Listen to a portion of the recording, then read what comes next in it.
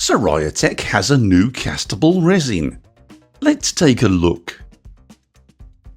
Hey guys, I'm just getting over a nasty cold, so bear with me if I sound even stranger than normal. I've never hidden my liking for Siraya Tech castable resin. For the price, it's excellent, and for me, it casts great. But it does have its drawbacks. First is the fact that the prints take on oxygen during the curing process, which means to get good quality castings, you need to cure the prints floating in vegetable glycerin or similar. But in truth, as a drawback, this has never really bothered me. What does bother me is the colour. The deep purple initially looks attractive, but when scrutinising the print for flaws, it's very hard to see them. I hate this colour so much. A while ago now, I contacted Siraya Tech and said, "Hey, can we change this colour?" And amazingly, Siraya Tech said, "Sure, we'll have a go." So secretly, in the background, Siraya Tech have been developing their new product, and I'm pleased to say I was able to offer a little input here and there. In fact, you may recall seeing this video where I mentioned that I was using a new unseen resin, which in truth was actually a Siraya Tech prototype. I really liked it. The grey wasn't perfect in colour, though it was way better than the purple, and more importantly, it printed and cast very nicely. So I thought, we're onto a winner here.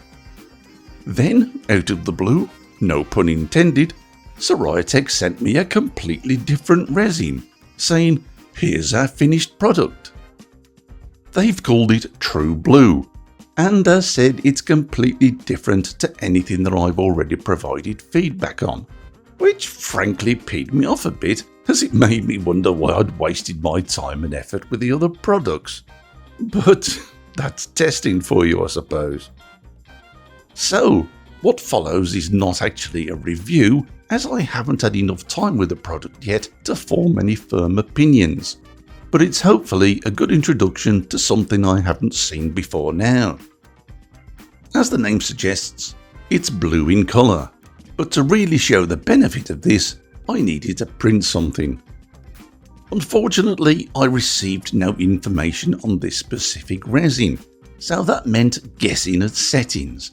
And as I'm still in love with my Anycubic Photon D2 DLP printer, that was my printer of choice.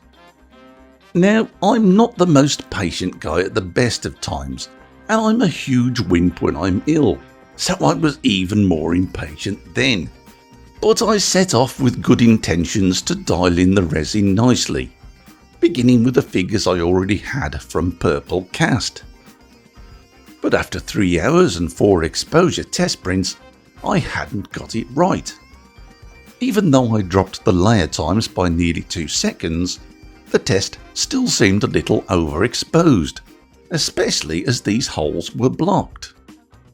However, Purple Cast has always been pretty forgiving with settings for me, so I grumpily decided to abandon proper practice and just print something. One good thing about being ill is that I found myself feeling creative, because I couldn't do anything else, I suppose, and I revisited a ring design that I started about 12 months ago. If you're interested in the Wild West, or more particularly in poker, you might recognise these cards. Tales tell us that this is the hand held by Wild Bill Hickok, aces and eights, when he was shot in the back by Jack McCall. Whether it's true or not, and whether the cards were actually red or black suits, we'll never really know. But it makes for a great story and has earned these particular cards the infamous name of the dead man's hand. The problem was, I hated this design and abandoned it for that reason. But in my flued up state, I revisited it and was pleased with the outcome.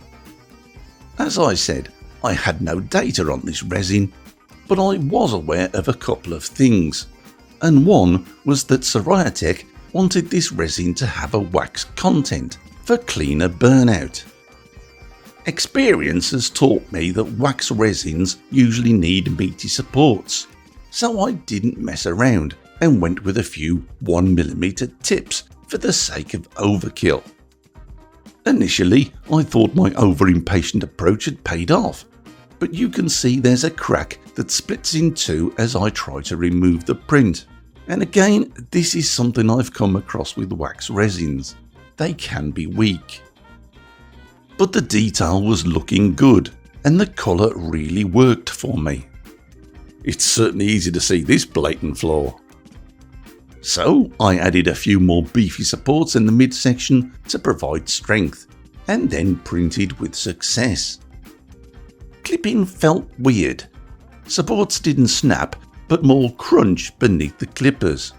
The feeling of softness put me off the idea of sanding the knobs away. Not that I needed to, as you'll see in a moment.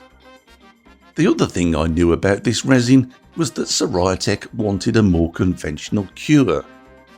So after a minute's wash in IPA, I just used an ordinary UV curing setup with no glycerin or water washes. But again, experience with wax content castable resins has taught me that a thorough UV cure is needed, so this one had 30 minutes. That may be over the top, but I was guessing. The D2 had certainly done a great printing job, and the resin really shows this. Unfortunately, it's not all roses though. Even though I clipped everything carefully, it seems every support has caused damage. It's nice that the colour makes this obvious, but it unfortunately meant I needed to spend time filling in voids with castable wax. This is a washer that I need for another project, but here you can see that wax sprues easily stick to these prints. Before moving on to the casting, as I was happy with how the ring had printed, I went back and, using the exact same settings, which I already felt were overexposed, printed the Labs Town test print. Frankly, I was somewhat underwhelmed. The ring printed well, but the same settings didn't please me with the exposure test or this town print. So I really don't think my settings are correct here, and I have a feeling dialing this resin in won't be as easy as it is with the purple cast.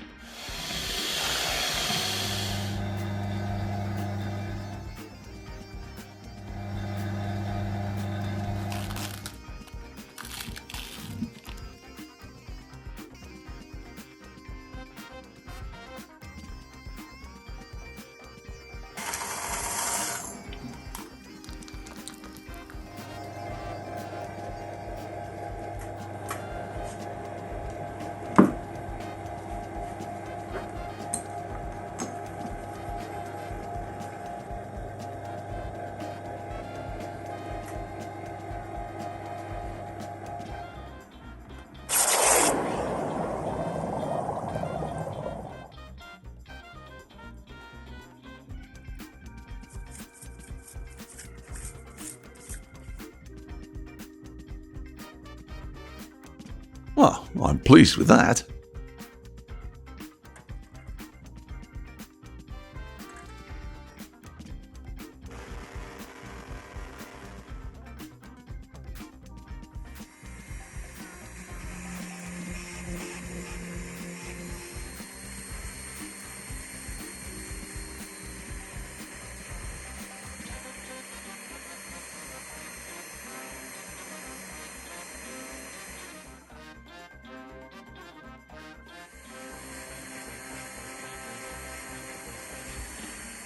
The wax content could well be helping here, as for me this is a good casting. And if you like this Dead Man's Hand design, the STL is available for a couple of pounds on my Etsy store. So, as I said at the beginning guys, this is not a review, but as I also said, it's my first time with this particular resin, and Siraya Tech has never had feedback from me on this product. So here are my initial impressions. I love the colour. it really shows details and potential flaws. Printing is not ideal. It prints well, don't get me wrong, but setup may be troublesome and plenty of supports are likely to be needed, including thick supports. Once printed, it's weak, probably because of the wax content, so I think time may be required to repair likely imperfections with wax. It cleans and it cures as easily as most resins do, and it certainly seems to cast well. Those wax purists out there will be delighted, and anyone with any level of casting experience should find that True Blue burns out nicely for them. If you fancy trying Siraya Tech True Blue, it was available for sale on Amazon in the US, but it's already sold out, though I'll provide a link in the description anyway. Time will tell if this resin grows on me. Where it has strengths, they're damned good ones.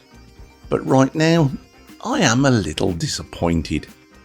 It seems Siraya Tech has traded one set of inconveniences for another, rather than hash them all out with a new superior product, which for me seems pointless. But more products mean more sales, I guess, so you can't blame them for that. And True Blue is certainly a capable castable resin, even though so far it hasn't wowed me.